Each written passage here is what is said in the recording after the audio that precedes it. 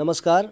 पिछले पॉडकास्ट के वादा के अनुसार आज मैं आपको भारतीय निसी जनजाति की पूर्वजों के वचन के आधार पर कोई भी इलेक्शन में जीत हासिल करने के लिए कैसा राजनीति यानी पॉलिटिक्स पॉलिसीज़ बनानी है, इस पर मैं विस्तार से बातें करूंगा। और राजनीति करनी है तो कान खोल के सुनिएगा। सेते सले अरंग तुला पीरो दुम्पो कापा माधुबे रार पकंग अरंग तुला दुम्बू रंगलो कापा माधुबे। फिर से सुनिएगा। सेते सले अरंग तुला पीरो दुम्पो कापा माधुबे रार पकंग अरंग तुला दुम्बू रंगलो कापा माधुबे। इस कहावत को स्पष्ट समझने के लिए इसके पीछे का लोक कथा को जानना और समझना बहुत जरूरी है।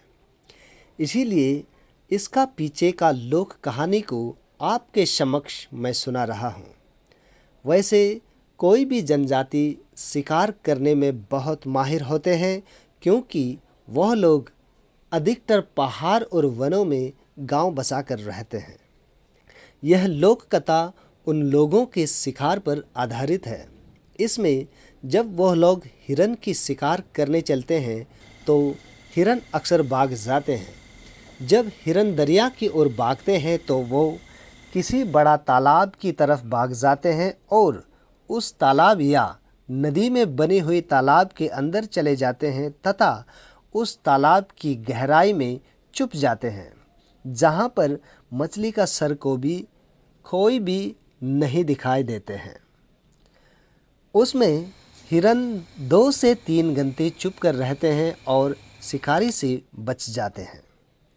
इसीलिए भारतीय निसी जनजाति कहते हैं कि हिरन बड़ा और गहरी तालाब को उनका अपना बड़ा मामा मानते हैं और उस तालाब में शरण लेते हैं, जिसको निसी भाषा में केतेसले कहते हैं, यानी कि बड़ा मामा। जब जब हिरन पहाड़ की ओर भाग जाते हैं तो हिरन रार और तच नाम का खाठों बड़ी घने जंगल की जारी के अंदर चले जाते हैं, जहाँ पर हिरन के छुप जाने से हिरन का सींग को भी दिखाई नहीं देते हैं तथा उस खातों से बड़ी हुई घना जंगल में इंसानों की चलना बहुत मुश्किल होते हैं। इस तरह भारतीय निसी लोक कथा के अनुसार हिरन खातों बड़ी तच पौधा को कई तच यानी कि छोटा मामा कहते हैं। ऐसा ही हिरन इंसान और अन्य जानवर की शिकार से बचने के लिए उसी 2 स्थान की ओर भाग जाते हैं और अपना ज़िंदगी बचा लेते हैं। दोस्तों, अब आप कुछ हद तक समझ गए होंगे कि वह कहावत आपको क्या संदेश दे रहा है।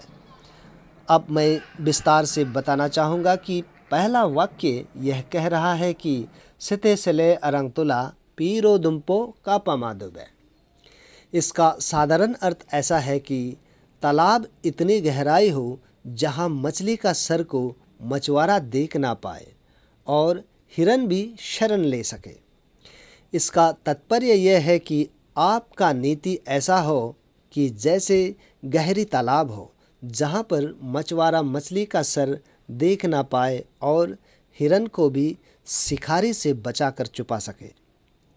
यदि आपका नीति उस तालाब जैसा मछली को सुरक्षित जीवन प्रदान करते हैं और बेसहारा हिरन को जीवन दान देते हैं तो आपका नीति सफलतापूर्वक होना निश्चित है। यदि आप उस गहरी तालाब का जैसा नीति नहीं कर पाओगे तो आप कभी राजनीति मत कीजिए, क्योंकि आपका नीति हिरन जैसा ज़रूरतमंद बेसहारा इंसान तथा उस मछली जैसा देशवासी और देश के लिए नहीं बल्कि आपकी अपनी स्वार्थ के लिए है। दूसरा वाक्य यह कह रहा है कि रार पकंग अरंग तुला दुम्बू रंगलो कापा माधुबे। इसका अर्थ ऐसा है कि आप उस खाथों बरी रार तथा तच पौधा से बने घने जंगल जैसा हो, जैसा जहाँ पर बेसहारा हिरन की छुप जाने से हिरन का सींग को भी शिकारी को दिखाई ना दे। यहाँ पर रार और तच पौधा का खाटा हिरन को बचाने का काम कर रहा है और शिकारी को चलने का बाधाएं डाल रहा है। दूसरा तरफ रार और तचपोदा का घन्नेपन जंगल में दिन को रात की तरह अंधेरा बना रहा है, जिसके वजह से हिरन मनुष्य की शिकार और अन्य जानवर की शिकार से बच जाते हैं।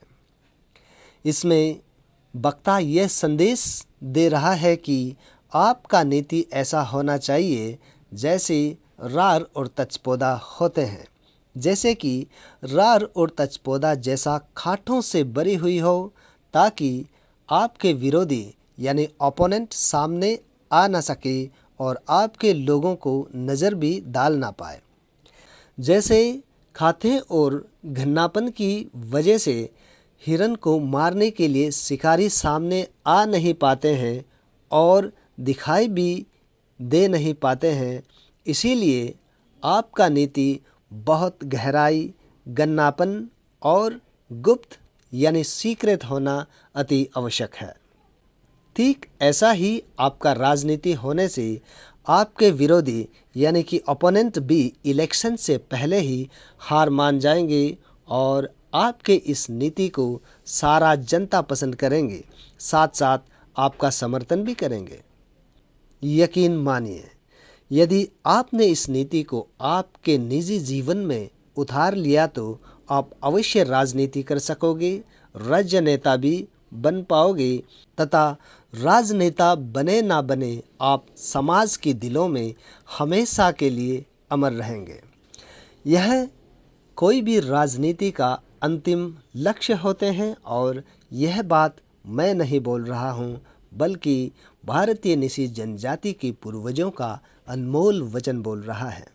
यह थी राजनीति में राजनेता बनने का पक्का नीति यानी कि पॉलिसीज तथा इसको हरेक इंसान जीवन जीने का नीति बनाना ज़रूरी है। और आप लोगों की ओर से कोई शक हो तो ज़रूर कमेंट कीजिएगा। दोस्तों, मैं हूं इंडियन ट्राइबल, आपके हमसफ़र, और आप सभी श्रोता तथा दर्शकों को अगला पॉडकास्ट में मैं ये ज़रूर बताऊंगा कि कौन सा उम्मीदवार यानी कि कैंडिडेट निश्चित रूप से यानी कि कंपलसरी आने वाले इलेक्शन में जीत हासिल होगा, चाहे वो किसी भी राजनीति दल यानी पार्टी से हो। इस पक्का वादा के साथ आप सभी लोग कुशल मंगल रहे। बहुत बहुत धन्यवाद। नमस्कार।